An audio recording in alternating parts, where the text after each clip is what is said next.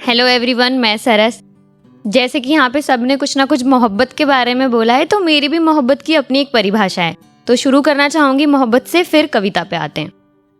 मैं तुम्हारी पहली मोहब्बत तो नहीं, तुम मुझे अपनी आखिरी मोहब्बत बनाओगे क्या? मैं तुम्हारी पहली मोहब्बत तो नहीं, तुम मुझे अपनी आखिरी मोहब्बत बनाओगे क्या? रुक्मणी ना सही, तुम मुझे अपनी राधा बनाओगे क्या? और ये एक डर बयां करती हूँ कि बहुत रिश्तों को टूटते देखा है मैंने, बहुत घरों को उजड़ते देखा है मैंने। बहुत रिश्तों को टूटते देखा है मैंने, बहुत घरों को उजड़ते देखा है मैंने। प्यार से डर और शादी तो बुरा सपना है मेरे लिए। प्यार से डर और शादी तो बुरा सपना है मेरे लिए। मेरे इन सभी डरों को गलत साबित कर पाओगे क्या? और अगर मैं बन भी गई तुम्हारी राधा, तुम मेरी शाम बन पाओगे क्या? आजकल आए दिन अखबारों में या न्यूज़ में हम कुछ खबरें सुनते हैं। अब आप समझ ही गए होंगे कि मैं क्या सुनाने वाली हूँ, तो शुरू करते हैं, ध्यान से सुनिएगा। सिसकियाँ सुनता ना कोई, बदसलूकियाँ होती हैं भरे बाजारों में। सिसकियाँ सुनता ना कोई, बदसलूकियाँ होती हैं भरे बाजारों में। बलात्कार की एक और खबर आई है अखबार में। कभी डर लगा है तुम्हें चलने में गली मोहल्ले या बाजार में? कभी डर लगा है तुम्हें चलने में गली मोहल्ले या बाजार में? फिर कैसे कहते हो बराबरी है तुम्हारे और एक औरत के किरदार में? बलात्कार होने पर भी लड़की को दोषी ठहराया जाता है। बलात्कार होने पर भी लड़की को दोषी ठहराया जाता है। मदद करने तो कोई नहीं आता, बस उस पर इल्जाम लगाया जाता है, इल्जाम लगाया जाता है। और कुछ ना मिले, और अगर कुछ ना मिले तो उसके कपड़ों को कारण बताया जाता है। मैं भी एक लड़की हूँ, इन सब बातों से मेरा भी मन घबराता है। मैं भी लड़की हूँ, इन सब बातों से मेरा भी मन घबराता है। अकेली लड़की को जिम्मेदारी नहीं, मौका समझा जाता है, मौका समझा जाता है।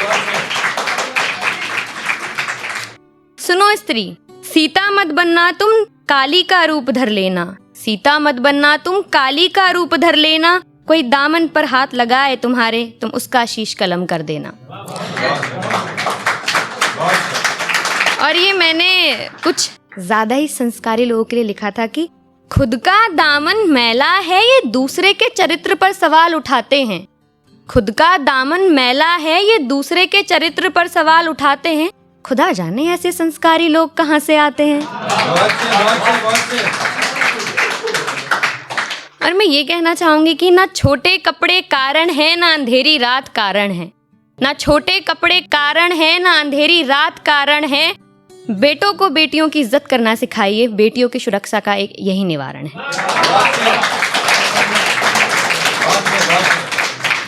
इसी का एक दूसरा पहलू भी लिखा है मैंने, इसका टाइटल है वैश्या।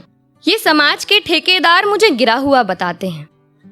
ये समाज के ठेकेदार मुझे गिरा हुआ बताते हैं। मेरा दामन गिराते हैं, या आते हैं मुझे छूते हैं, मेरी कीमत लगाते हैं और मुझे ही वैश्या बुलाते हैं।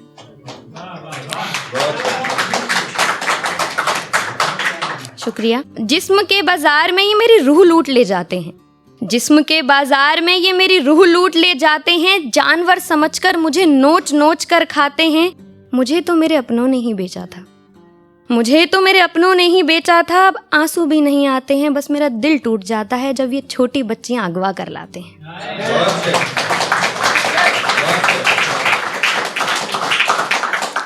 घंटे घंटे के हिसाब से मेरी इज्जत को बेचा जाता है। घंटे घंटे के हिसाब से मेरी इज्जत को बेचा जाता है। इंसान के भेष में एक के बाद एक जानवर आता है। मैं रोती हूँ, चिल्लाती हूँ, मैं रोती हूँ, चिल्लाती हूँ। मेरा ईश्वर भी मेरी गुहार नहीं सुन पाता है। अब मैं क्या करूँ अगर मुझे वैश्या बुलाया जाता है? ये कैसा जीवन है, मैं ऐसे कैसे जी पाऊंगी? ये कैसा जीवन है, मैं ऐसे कैसे जी पाऊंगी? अगर निकल भी गई ना इस दलदल से, फिर भी वैश्या ही कहलाऊंगी। Thank you.